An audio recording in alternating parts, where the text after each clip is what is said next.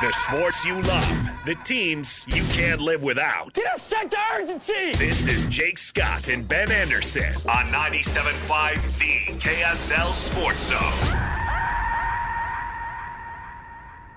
Jake and Ben, 97.5 The KSL Sports Zone.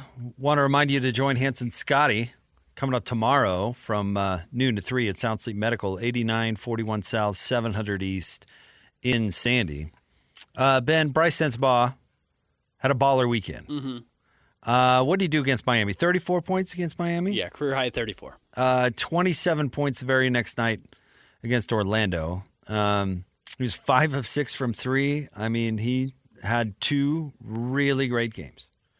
And reset your take a little bit from top 3 stories about Brice and, what we're looking at. Basically, if this comes with the other added piece that some Jazz fans were frustrated that the Jazz have won back-to-back games because they're in a season where losing games is helpful because you get the high lottery pick and hopefully you get one of these 3 guys or 4 guys at the top of the draft that can come in and be another franchise piece. And while I'm not saying Brice Sensabaugh is ready to be Cooper Flagg or Ace Bailey or Dylan Harper or Yegor Demine or whoever ends up as the 4th pick, you can't be mad when your young players start winning games when the goal of bringing in young players is that eventually they win you games. You can't have your cake and eat it too. You can't develop young guys and also edit out all the victories along the way. Young guys, when they play well, are still good, become good NBA players, and they help you win games. So you can't have one but not the other. I overall agree with that take, but I don't think that Brice Sensabaugh was the reason they won either game. He was, but he wasn't.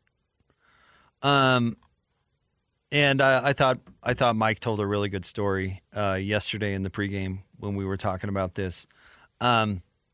He got a chance to start. I don't know what he said. It was like 10 games in a row or something like that. And, Bird would take out the starters. They'd go out to dinner afterwards or whatever. And Mike said he had a good game against Dallas, like 20 points or something like that against Dallas. And he was riding high at this dinner. He was, being Mike, I'm sure. Sure. And proud of himself. But this was when he was a rookie. And I guess Bird said to him, like, hey, pipe down over there, Rook. Who'd you play against tonight? Roy Tarpley? Yeah. He was probably hungover. Yeah. And which I thought was a really funny line. Now Roy Tarpley had his issues, which is not funny, but I thought that was a pretty funny line. Sure. But Bird's whole point was, dude, long season, players are really good. Yeah. Just because you had a good game doesn't mean that you've arrived in any way, shape, or form. And I thought that was an interesting story from Mike that he gave in the pregame.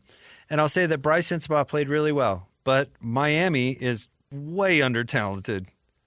And the Magic didn't play anybody. And it's one thing to go have a couple of good games beaten up on some dregs. You know what I mean? He's still got a long way to go. There's some reasons to be optimistic, but like when Rudy Gobert stormed onto the scene, Ben, I'm sure you remember it. Obviously, it wasn't that long ago. When Enes Kanter got hurt and Rudy stepped onto the floor, and he was just owning everybody. It didn't matter if you were one of the best teams or the worst teams. Whatever. Yeah. Everybody was just shocked. And then Enes Kanter never had a spot on the team ever again. That's not what happened with Brice Sensabaugh. I agree with you. That's not what, people are willing, you look at his numbers. I know you tweeted some of those out yesterday and you're like, what? Yeah. Like, I hope he doesn't buy into his own headlines because his superpower so far has been he's really coachable. Like, he's absolutely trying to round out his game. He had 7 rebounds against the Heat, which I think is a big deal. He's not let the air out of it guy, although he was a little bit against the Magic. Yeah. And he took a heat check stupid 3 against the Heat, but that wasn't his game. Right. And he was that at Ohio State. Yes, he was. And so I think he's really on the right track. I hope he doesn't buy into his headlines. And I know we're talking about 2 separate things. Yeah. Because development is so important. I hope he continues on the track that he is. And you know what? To your point, if he does, they'll probably win a couple games because of it. Yeah. And that is definitely a good thing. But I don't think we can automatically say this guy is him, to quote LeBron James about hot dog. I'm with you. I'm not crowning Which is not what you did. Brice Sensabaugh anything other than I actually think his future value is as a sixth man in the NBA. See, I think he could be better than that. I think, and I mean this in a generous way, like sixth man, not as an insult, and I don't think you're taking it as an insult. Sixth man is the idea of like, he is kind of unique because he has the ability to dribble the air out of the ball. He has a history of dribbling the air out of the ball. Sometimes that's actually okay in the right position because you're on the floor with a bunch of other guys who are borderline rotation players, and sometimes you got to look to a guy who says like, okay, well, I'm having an off night because I'm the 180th best player in the NBA, and you're having an off night because you're the 230th best player in the NBA. But our sixth man is the 130th best player in the NBA because when he has it going, he looks like he's the 40th best player in the league, which is what Jordan Clarkson is, right? Like, there are some dog Jordan Clarkson games. We've all seen them. There are also games where Jordan Clarkson will score 45 points against the Philadelphia 76ers, and you're like, this dude legitimately has all-star talent. He just doesn't have it every night. And I think that's probably who Brice Sensabaugh is. So, yes, I don't think we're going to start seeing Brice. My number I tweeted out last night was in the 8 games when he's played more than 20 minutes this season, he's averaging 16 points and 3.5 rebounds or something, and he's shooting like 51% from the floor and 51% from 3. And those numbers can be a little deceiving. But basically, when Brice has it going, he can really play and is valuable. But generally, those guys I think are best served in reserve roles where if they're awesome and they're on, you're basically guaranteed to win that night. And if they don't, it's fine. He's the sixth man. The starter's got to win you the game. I hope, for Bryce's sake, the team doesn't think that way. I hope he doesn't think that way. You want to know why they won the Miami game? Jordan Clarkson left. That style of basketball is not winning basketball. Sixth man, whatever. It's not. I get it why the Jazz empowered Jordan Clarkson to do that, because they didn't have anybody. It was the scenario you're describing to the nth degree, where the Jazz were losing games immediately as soon as their starters stepped off the floor. And Jordan Clarkson put a Band-Aid on that. Did not fix, I would argue, anything. And his bad habits are what makes him unproductive as a basketball player. And the evidence that I would put out for that is that he was at his best as a basketball player when he was a playmaker the first year the Jazz were into the rebuild. That was his best basketball. He was starting. His numbers were really, really good. And he was contributing to winning basketball. It's not because he was playing this weird six-man role where you're allowed to be the inconsiderate person at 24-Hour Fitness that thinks they're good enough to dribble the ball the whole game. And you just stare at them and be like, really? We just lost by 30 because you just sat there and dribbled the whole time. Or I guess in 24-Hour Fitness lingo would be like, we just got run 12-2. Yeah. What are you doing? Right. And I don't think that is productive basketball for anybody. How many titles did Lou Williams win? Right. 0. Jamal Crawford, same thing. I don't think that is actually a productive NBA role, and I don't think that is actually productive NBA basketball. I think it's selfish, and if you want to say it's okay to be selfish because you're the sixth best player on the team and everybody else around you sucks, then I guess that's okay, but it's not the message I would send to my team, and it's certainly not the message I would send to a young player who is better because he is passing. That's what you need to emphasize. Like, you're not going to be a six man, you're going to be a starting 2. Because you're going to be good at 5 different things at a really high level, and you're already a good athlete when you keep your weight down. So do those things. Don't pigeonhole him as some chucker who you have to put it, and you're not. No, I'm not trying to say you. But don't get pigeonholed as some chucker who plays a six-man role on mediocre teams because that's basically what you were in college. I think he's way better than that. I think he can be way better than that. He's got handles.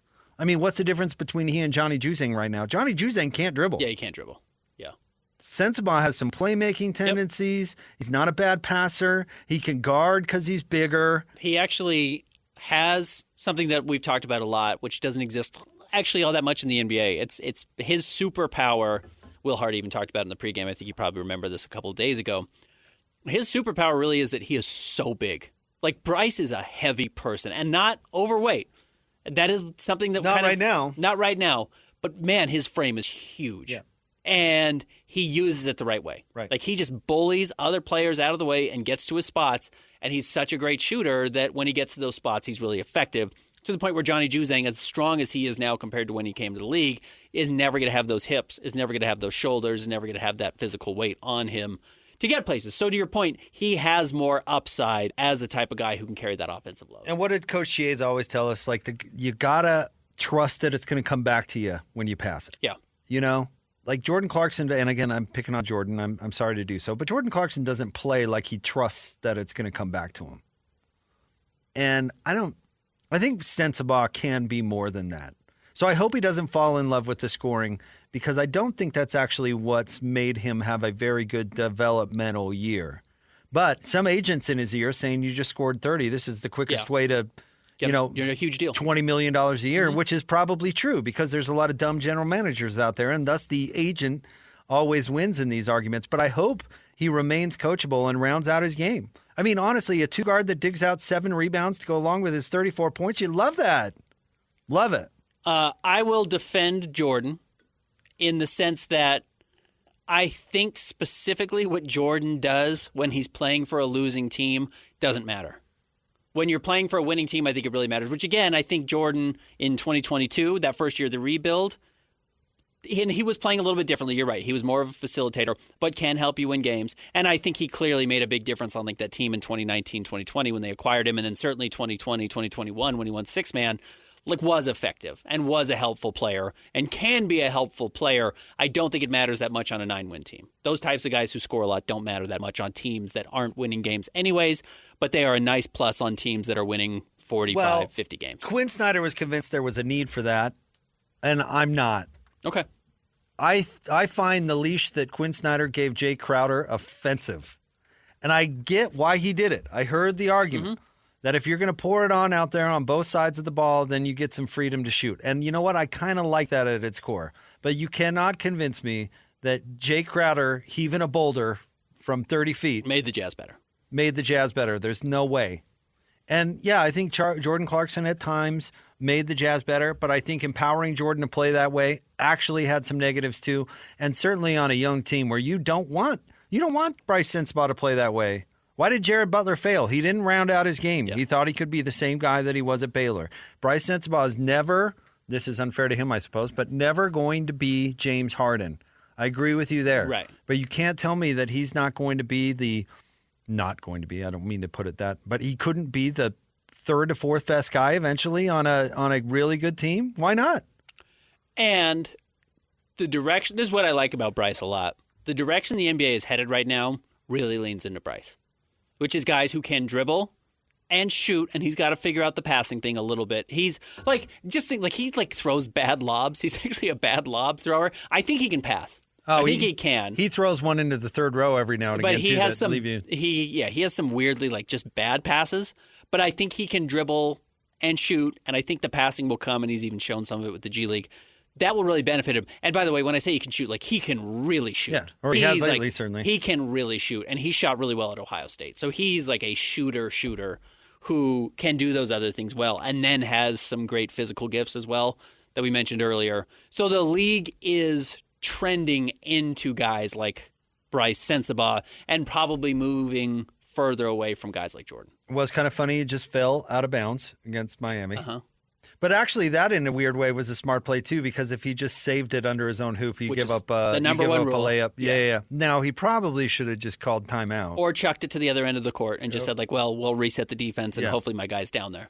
But yeah, he did just fall on his back. It just fell out of bounds. And you know what I will add to this? And again, it's hard to we only talk to these guys in very limited situations, so giving a personal endorsement probably doesn't mean a whole lot. He's a legitimately like good guy who I think you want to build around. Or build with, I should say. Not build around. Yeah, but have part of the thing. But build with. Like, this is not a guy who you're like, cool, but he's actually there for himself, and it's a me-first situation, and he's going to be mad that he's not scoring 25 points the next time he doesn't play, or the next time he doesn't get there because he's losing out on opportunities to Lowry or whoever. He's not that type of person. I think he's the type of guy you can really easily squeeze into a team situation and work with. Well, that's what I'm telling you. I think his superpower is he's coachable. I do. And he's put in the work. To your point, he's taking care of his body. Remember, he had weird knee injuries in high school and then again in college. He came out of it, was a little soft, and has really worked on his body to be better. But beating up on those two teams over the weekend is not a signal that he's not ready arrived. to be the number one guy. Yeah. Nor will I think he'll ever be a number one guy. There are guys that we've seen played in this league that are young. Now there's few and far between that automatically are like, oh, hello. Yeah. I mean, and Rudy Gobert was one of those when he Donovan came Mitchell. onto the scene. Donovan was one of those. Yeah. That was not what we saw over the weekend. But if you're telling me that's a really good sign for him personally, I would buy into that. And it's extremely important to hit on your draft picks. Whether you keep them or trade them, you can't trade a bust. No one wants him. Jared Butler, nobody wanted him. It was a bust. Trey Burke was a bust. Nobody wanted him. Brice Sensabaugh, if he continues to show he's an NBA player, has value, whether you keep him or trade him. And that's where the Jazz are still. Yep. Asset maximization. And you want to maximize those guys, and Brice is doing his part. All right, we'll have more coming up next. Stay tuned. It's Jake and Ben on a Monday, 97.5, the KSL Sports Zone. Hey, bro. You hear us every day with our crazy opinions. Hey, what you doing? Well, now, it's time to hear from you. Hey, great show. Download the KSL Sports app and fire off your thoughts with the call-in tab on the bottom of your screen. Your show is fantastic. It's the one that captivates me the most. You can tell PK to stop singing. Cheap bangs! Cheap bangs! Let Jake and Ben know what you really think of the Jazz. Woo! Tell Hans and Scotty about your favorite barbecue spot or what color of tie JJ should be wearing on TV. The best entries will be played on the air. Download the KSL Sports app now and hit the call-in button to let your voice be heard. I think you guys do an incredible job. This is 97.5, the KSL Sports Zone. Who's got it better than us? Your home for the best sports coverage in Utah. You're listening to Jake Scott and Ben Anderson on 97.5, the KSL Sports Zone. Jake and Ben, 97.5, the KSL Sports Zone. Want to remind you to join Hanson Scotty coming up today at RGS Exteriors from noon to 3, 4235 Farm Road in West Jordan. In fact, the guys will be out there in about a half an hour. Ben, I know the basically dark soul that you have. You love today in the NFL where everybody gets Black fired. Monday. Although Antonio Pierce, we were talking in the break, has yet to be fired by the Raiders, which is just shocking. Not that I think that coaches get fired when they deserve it all of the time, but he probably deserves it. What do you think about the Patriots, Cannon Mayo, before he even... At least they didn't let him do a press conference after, like the Utah State did with their women's coach. Remember that? Yeah, I do. I guess in the sense that if you're trying to turn the page and keep the fan base happy and you say, like, we're not good enough this year, so heads are going to roll, so we're going to fire Gerard Mayo or we're going to fire Antonio Pierce or whoever. I do understand why you do that from a PR standpoint. I don't believe that just because it's how things have been done, that it's how things have to continue to be done. But look, the Patriots beating the Bills yesterday, they lost. Did they drop 5 spots? They're picking 4th now in the draft. They would have been number 1 overall. Like, to your point, you brought this up Friday. I think you were right on. Like, you're such an idiot to draft a quarterback with the 1st overall pick. But why? Because the 1st overall pick is so valuable because someone's going to trade up to get Shador or Cam or whoever they're going to draft. Not Cam Rising. And Cam Ward. So you better get the number 1 overall pick because unlike the NBA where, this was one game you had to lose to the Bills, and I get the Bills were resting everybody. Like, it would have had to be really uncomfortable to lose that game, and it wouldn't have helped Mayo at all anyways. But it's like he was going to keep his job by losing that game. I think that's exactly why he won that game. Why he won that game, exactly. But which is why you should fire him probably. But if you're going to fire him Monday, fire him Saturday. Yeah. Why do I care? If I want the number 1 overall pick, because unlike the NBA, it's not a lottery, and that number 1 overall pick turns into a future first, this year's first, and probably a future 2nd or 3rd, if not more. So yes, you should absolutely lose that game if you're New England. And they pushed him ahead probably too quickly. Do I think he could never be a good NFL coach? I have no idea. But like firing him, like was Mayo the issue with the Patriots this year? I don't think so. No. And yes, I am usually in favor of giving coaches an opportunity to actually succeed. But how long are you obligated, in all seriousness, if you make a hire, and in short order you pull a Joe Bluth. I've made a huge mistake. Yeah. How long are you obligated to give that coach time to succeed just based on, because, if you're the owner and you say, oh, I've made a huge mistake, that's a subjective decision on your part, But how long are you obligated to let him play out the string? A week? Like, in all honesty, No, I'm none serious. at all. I'm with you. Like, a week. If you recognize that Nathaniel Hackett is an idiot, fire him. Yeah. So if Mayo's an idiot, I say this because, A, I'm not dialed into the New England Patriots' strengths and weaknesses. I know they like Drake May. And I know that they do probably look at Nathaniel Hackett and say, if we let Nathaniel Hackett get his grubby little hands on a Bo Nix, or who was their quarterback last year? Exactly. No, it was Rusty. Yeah. It was Rusty. Okay, who was actually okay. But was okay under... who's their new coach right now? Sean Payton. Under Sean Payton. Like, okay, I actually do want Sean Payton to be the right guy in the right spot. And if Nathaniel Hackett's a bozo, fire Nathaniel Hackett. And that was the right move. And Sean Payton was a good hire. And by the way, the Patriots are hoping for that same magic, and they hope, is it Vrabel that they're going to hire most likely? Like, they hope that Vrabel comes in and can do for Drake May what Sean Payton has now done really for Rusty. And even then, they waived him. And more importantly, for Bo Nix, which is a bit of a quarterback whisperer. Not that Vrabel is, but Payton is, and got a lot out of the Broncos team and got them back to relevancy. You know what? You bring up a funny point. It's crazy the Broncos made the playoffs this year. How much are they paying Rusty? It's the largest dead like cap $40 hit million? in NFL history, yeah. They have like over $90 million in dead money total this year. And have made the playoffs? Yeah. Sean Payton. Worth every penny. Give that guy some credit. It's Yeah. worth every penny. Didn't they trade a draft pick to get him too? It's like, yeah, it was worth it. You're back in the playoffs. And the NFL, you can win wherever you get into the playoffs. We've seen as the Giants won their 2 from the wild card. So you can win, and that was even the different wild card, right? That was before expansion. So you can win. So I'll Like say the Broncos could absolutely beat the Bills this weekend. I'm not picking them to, but they can absolutely win this game. So I'll disagree with you a little bit. If I'm a coach, or if I'm an owner, if Bob Kraft woke up, or no, we don't need to make massage jokes, I guess. But if Bob Kraft decided, like, oh man, I've made a huge mistake, I get actually letting that coach out the year. I don't know if I'd do the same thing, but I actually get that, which is why I think the Raiders haven't fired Antonio Pierce yet is like really weird, because that tells me that Haircut didn't wake up and think, wow, I've made a huge mistake. He thinks like, oh, this could still be a guy. And he obviously does not know what he's doing. So how could they, I don't know.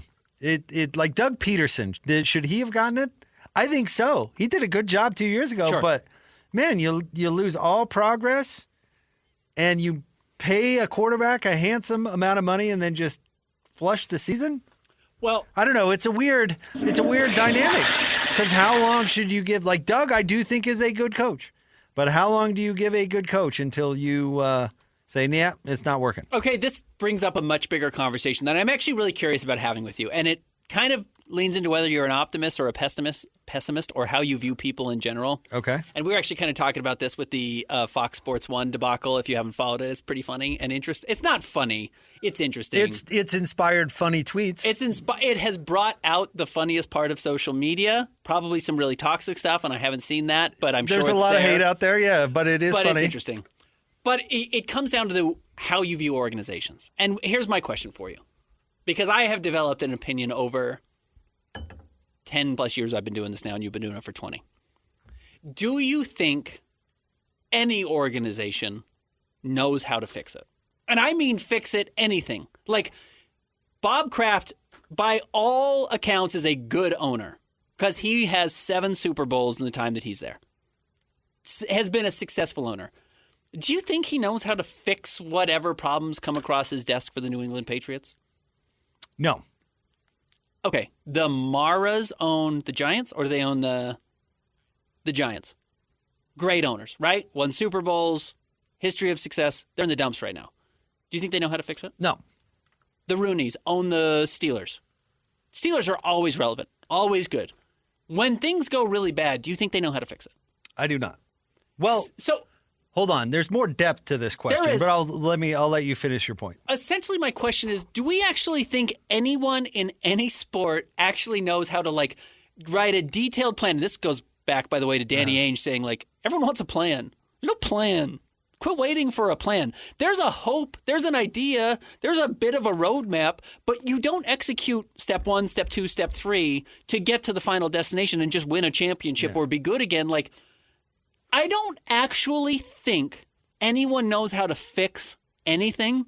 So the idea that like they thought they were getting a good coach in Mayo, or the Broncos thought they were going to get all the answers from Sean Payton, and glad it's worked for them, but it could have just as easily lost. I don't know if anyone actually has the answers on how to do it.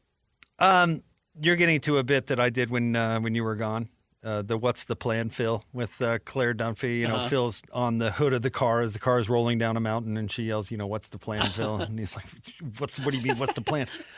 Which is what I find hilarious, because we were talking about some blogger, I didn't even read it, who was just blasting Ryan Smith and Danny Ainge because do they even have a plan? Yeah. And it thought it was funny, and it reminded me of that bit from Modern Family, which I do find funny. It's hitting the fan, and you go, well, what's the plan? What do you mean? What's the plan, Phil? What do you mean, what's the plan? Going to ride this car down into this canyon. Yeah, right. Trying to stop it somehow. But the thing is, I do think that there are smart people that know, if we're talking basketball, that are basketball people. I do think there are people that are basketball people that know what they're looking at. I think there are a lot of frauds that will tell you that they know what they're looking at, but I do think that there are basketball people who know what they're doing. I'm glad you brought up the Rooneys. They have never weighed in on a football decision ever. Yeah. Never. They hire smart people. Right. They've had 3 coaches in their dang history, Since 1969, and all they've had 3 three coaches. of them are awesome and know what they're doing. Bill Cowher was great. Yeah. Chuck Noll is a legend, and I think that Mike Tomlin he's one of the best has coaches been in the a league. home run. Yeah, And look, and so like they are smart enough to go, this guy knows what he's doing. Doesn't have to be a guy, obviously. We believe in this person. And they made a right decision, but here's the thing, Ben, they were smart enough to realize that they made the right decision, which doesn't always happen. Because the owners don't. Like, Matt Ishbia played college basketball, but has made some of the more ridiculous personnel decisions in the last couple of years. Awful. Like, but their previous GM, Jason Jones? James Jones, yeah. James Jones, that's right. Jason Jones, he's a writer. James Jones, that dude knows what he's doing. But Ishbia comes in and wrecks what was a team that was on the come in the NBA Finals, makes a bunch of waves, listen to Isaiah Thomas for some reason, and is just a bozo. I think owners think that whatever made them successful elsewhere will make them successful as a basketball person. And I think that's dangerous thinking, or a football person, or whatever. I think the smartest people know what they don't know and can identify people that can best navigate the waters. What you're hoping with Danny Ainge is that Ryan Smith will run the business part or not run the business part. I frankly don't care. Let Jim Olsen run the business part, right? But Danny Ainge is a person that is equipped to navigate the NBA world. That's the key. It's not what's the plan, Phil. It's who is equipped to navigate the NBA world, which absolutely there are people out there that are 100% capable of doing it. It's not I'm going to do this, and this. There can be outlines. Here's what we're doing for now. But how do you navigate the world? Scouting, trades. What are the 3 Ds? This keeps coming up. Development, draft, and deals. How do you navigate that world? I want somebody who can make the smartest decisions with the information that's given in the circumstance at the time. And that's the trick of it. I think you're exactly right. You're exactly spot on. You can't control which cards are dealt to you, but how do you handle the cards that are dealt? How do you play them? That's what a good general manager or CEO, whatever Danny Ainge's title is. And by the way, I think he's done a good job. I think he has throw handled... Zanuck in there too. I think he's been great. Yeah, absolutely. Justin Zanuck deserves this credit as well. No question about it. You have to play the cards that you're dealt well. And a lot of teams don't. And a lot of teams want to think that they get to deal their own cards. And I don't think that's actually possible either. In fact, we know it's not possible. So to that point, I guess my argument or my where we started this conversation, laying it out is, do we think people actually know how to fix it? The people who think they know how to fix it are the ones who think they can control which cards get dealt to them. And that's just not possible. It's just one bit of chaos after the next, and how do you deal with it and play with that chaos? And that's what the best ones do. Danny Ainge got wind that Philadelphia liked Markelle Fultz. So how do you play that hand? Right. And he didn't need to play anything. He could have just taken Jason Tatum #1 and gone about his day. Sure. But a circumstance popped up. He heard a rumor, heard something. Yep. Kicked the tires, said, hey, we like Fultz too, but we'd be willing to trade out. You know? Yeah. How do you play that? Danny didn't make the plan 2 years in advance and be like, Right. I'm going to shake down Philly for Jason Tatum. The example that I brought up, Ben, was what made drafting Jason Tatum and Jaylen Brown possible in the first place? The Kevin Garnett trade, right? Kevin Garnett and Paul Pierce. Yeah. What preceded that trade? The Darren Williams trade. Okay. What preceded that? Mikhail Prokhorov, a Russian oligarch, bought the Nets and decided he wanted to move them to Brooklyn. So that turned up the timeline on Billy King, where all of a sudden Prokhorov went to Billy and said, you got to do something because we got to put a good product into this new arena that we're building in Brooklyn. So what did Billy King do? He tried to trade for Carmelo Anthony and failed. What did he try to send? Did he try to trade for Brook Lopez or tried to trade Brook Lopez? Anyway, that doesn't They really had matter. Brooke, yeah. They trade for Darren Williams. That amps up the pressure even more. They traded or signed Joe Johnson in that mix as well. But yeah. All of a sudden, they're like, okay, we got to make a move to be a contender. And they made a stupid trade to the Celtics for a couple of has-beens and traded away their future to do it. Made a dumb move because the pressure was so high. Now, my question to you is, Ben, this gets back to what's the plan, Phil? How did Danny Ainge find Prokhorov to implement a plan to get him to buy the Nets? No, first of all, how did Danny Ainge bring down the Eastern Bloc so that Prokhorov could make his money in the first place? Right. And then get him the green light to buy an NBA team and then amp up the pressure in order to get him to make a bad move. When did he form that? End the Cold War. When did he form that plan? To make it so Prokhorov could deal with the Western. In 1987, Danny Ainge was sitting in a locker room thinking, you know what, I'm done. Yeah. I'll get a Russian oligarch to buy the Nets. Yeah. Like, you know what I mean? Yep. That was the move that directly led to the NBA title last year. That was the move that produced this current version of the Boston Celtics. How was Danny Ainge so brilliant that he would, behind the scenes, make a plan that got a Russian oligarch to buy the Nets? How was that possible? Yep. What a genius. Hey. Or was he able to play the game and navigate the world and make a huge deal? We can go back further than this, and Danny Ainge talked about it in the offseason. This will be a short story, but remember, their plan in Boston was lose a lot of games to draft Kevin Durant. And they didn't win the lottery. Nope. They didn't get number 2 even. That went to the Seattle Supersonics, who ended up with Kevin Durant. So Boston, what did they do with the hand they were dealt? They kept playing. They went a different direction. And Kevin Durant gets drafted in 2007. In 2008, the Boston Celtics win the title. They shifted, but everything was about getting Kevin Durant. And when it didn't work out, he said, well, I wonder if we can make some different trades. What's because next? they slipped to number 6 and got a guy named Jeff Green. And they said, well, I wonder if we could trade Jeff Green to, was it Seattle? For Ray Allen? For Ray Allen. I can't remember which deal came first, the Garnett or the Allen deal. But regardless. The Garnett deal was Al Jefferson. Right. But he played the hand he was dealt to go out and get the players, even though it wasn't the cards he was hoping for. He wanted KD. I promise you.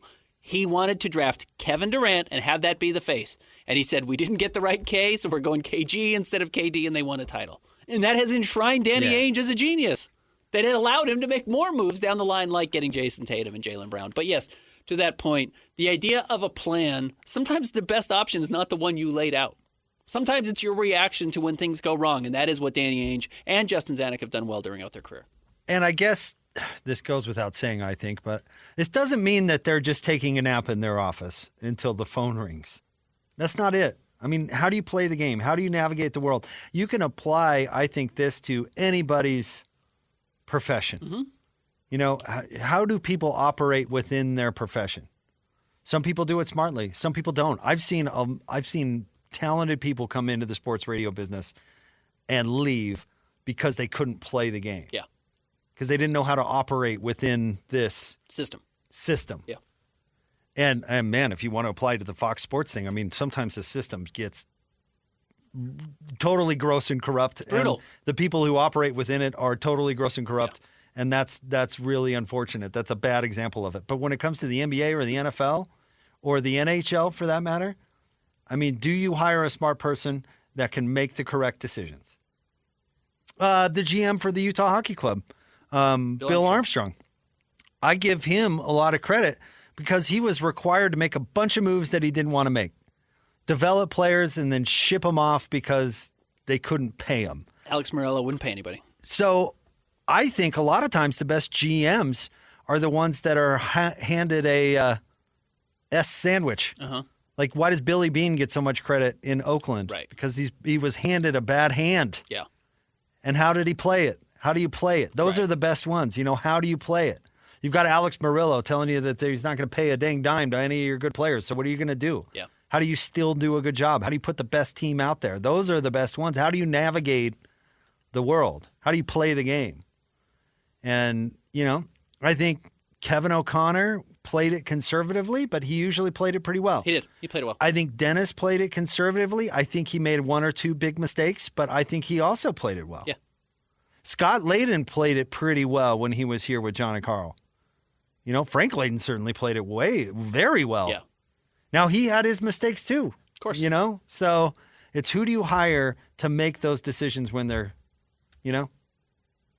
So anyways, Gerard Mayo's a bum. To wrap this up.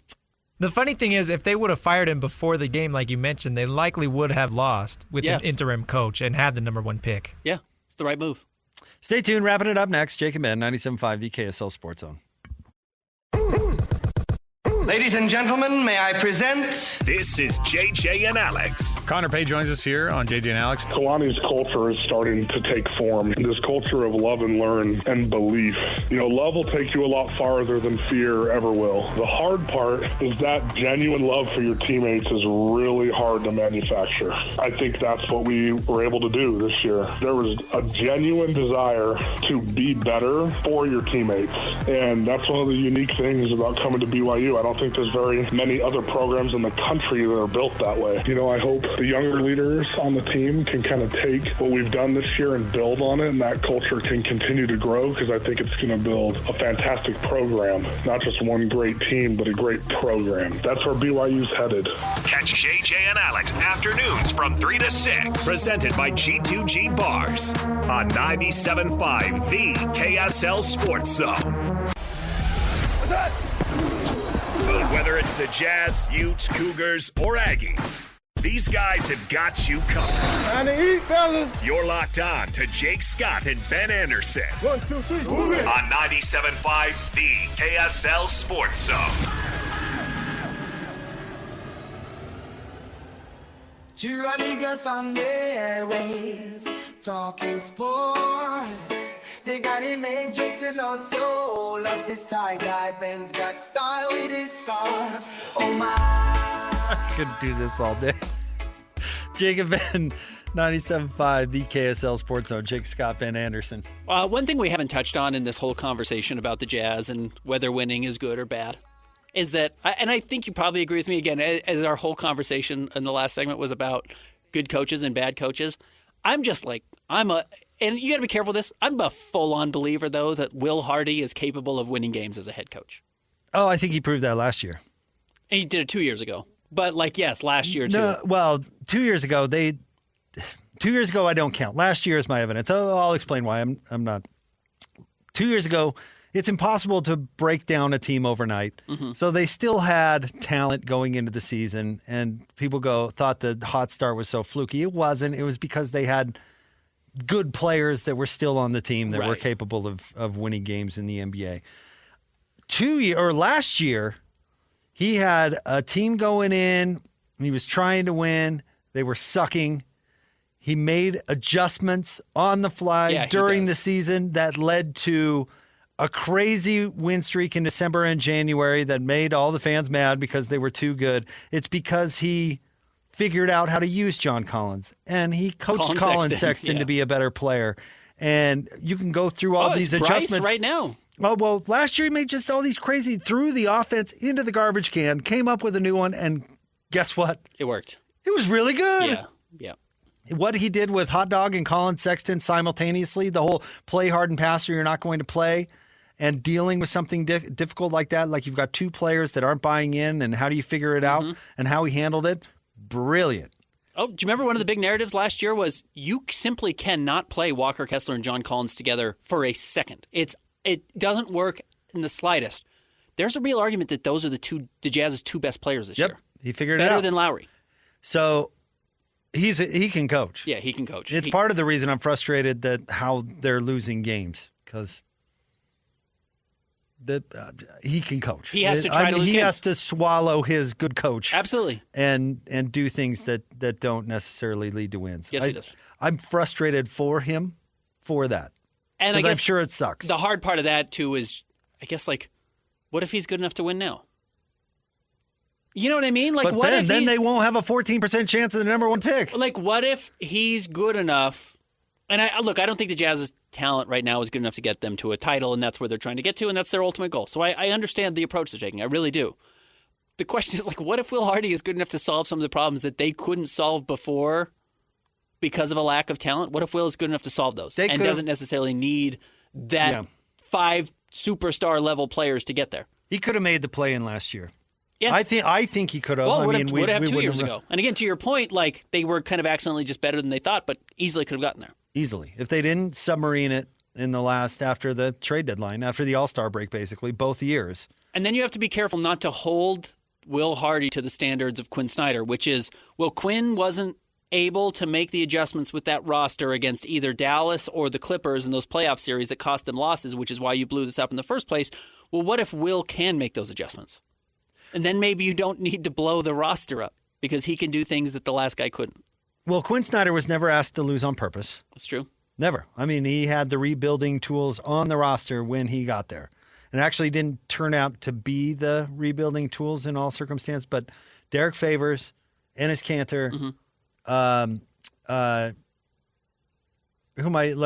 Gordon Hayward. They drafted Exum right after he got there. They were all on the team. Yeah. So it's not like he had to lose games on purpose for draft picks. Yeah, Gobert was on the team. Did you mention Gobert? I mean, I Gobert didn't. was on the team. Yeah. So they weren't in that mode ever. Will Hardy is in a different spot. Yep. By the way, Quinn in town tomorrow. Which means I think the Jazz will be motivated. I bet they play their guys tomorrow. Yeah. We'll see. I bet you they do. I don't know. Make up for some wins. You think Quinn will be motivated? Oh, yeah. Atlanta's playing well, too. He's got a good team. And by the way, that's only natural. You know what I mean? Like, if you're going back to compete against somewhere that you were for a long time, you want to show well. Absolutely. If you're not motivated in that, you don't belong in sports. Yeah, right. 1,000%. Yep. All right. Hans and Scotty G are coming up at RGS Exteriors. They're coming up next. Thanks, Christian. We'll talk to you tomorrow on Jake and Ben 97.5, the KSL Sports Zone.